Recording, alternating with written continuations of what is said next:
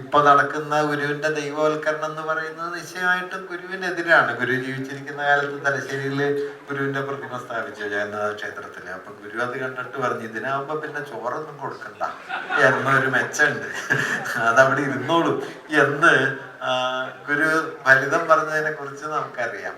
വാസ്തവത്തിൽ ഗുരുവിനെ കാണാനായിട്ട് എൻ്റെ ഒരു തോന്നല്, ഇപ്പൊ സമീപകാലത്ത് ഞാൻ വാസ്തവത്തിൽ ഗുരുവിനെ കുറിച്ചുള്ള ആലോചനകളിൽ കാര്യമായിട്ട് ഇടപെടാൻ തുടങ്ങിയത് 2015 തെരഞ്ഞെടുപ്പ് സമയത്ത്, പഞ്ചായത്ത് തെരഞ്ഞെടുപ്പ് സമയത്ത് SNDP BJP ആയിട്ടുണ്ടായ ഒരു ഐക്യത്തിന്റെ സന്ദർഭത്തിലാണ് അതിനെക്കുറിച്ച് കൂടുതൽ സംസാരിക്കാൻ തുടങ്ങിയത്. അപ്പൊ അതിനുവേണ്ടി നടത്തിയ ആലോചനകളിലും വായനകളിലും ഒക്കെ എനിക്ക് കൂടുതൽ മനസ്സിലായ കാര്യം എന്താണെന്ന് വെച്ചാൽ, ഗുരു ഒരേ സമയത്ത് രണ്ട് പ്രവണതകളുടെ വിമർശകനാണ്. ഒന്ന്, സംശയരഹിതമായിട്ടും ഇന്ത്യയിൽ രൂപപ്പെട്ട ബ്രാഹ്മണ്യത്തിന്റെയും ജാതി വ്യവസ്ഥയുടെയും അതിൻ്റെ മൂല്യവ്യവസ്ഥയുടെയും ഏറ്റവും ആഴത്തിലുള്ള വിമർശനമാണ് ഗുരുവിൻ്റെത്. പക്ഷെ ആ വിമർശനം ഗുരു കെട്ടിപ്പടുത്തിട്ടുള്ളത് നമ്മൾ പലപ്പോഴും കരുതിപ്പോരുന്നത് പോലെ ഒരു പരിഷ്കരണവാദ യുക്തിയിലല്ല. പരിഷ്കരണവാദത്തിന്റെ, ലളിതമായി പറഞ്ഞാൽ ഒരു ബൂർഷ്വാ പരിഷ്കരണവാദത്തിന്റെയോ അല്ലെങ്കിൽ ആധുനികതയുടെ ഒരു സാങ്കേതിക യുക്തിബോധത്തിന്റെയോ ഉള്ളിലല്ല ഗുരു നിൽക്കുന്നത്.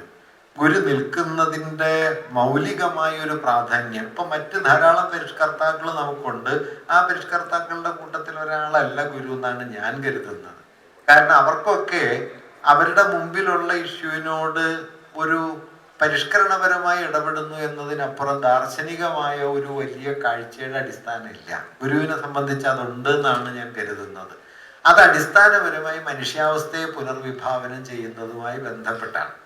മനുഷ്യാവസ്ഥയുടെ പുനർവിഭാവനം ഗുരുവിൽ വരുന്നത് അടിസ്ഥാനപരമായി ഈ ആത്മം എന്ന സങ്കല്പം, സെൽഫ് എന്നതിനെ അതറുമായിട്ട് ചേർത്ത് കാണാൻ ഒരുപക്ഷെ ഇന്ത്യയിൽ ആദ്യമായി ശ്രമിക്കുന്ന ഒരു ഒരു ഒരു ഒരു എന്താ പറയുക, ഒരു ആധുനിക ചിന്തകന്റെ സ്ഥാനത്ത് നമുക്ക് ഗുരുവിനെ കാണാൻ പറ്റും. ഇതൊരു ചെറിയ പ്രശ്നമല്ല, ഇതൊരു തത്വചിന്താ പ്രശ്നവുമല്ല, ഇത് വളരെ ആഴമുള്ള ഒരു വലിയ പ്രശ്നമാണ്.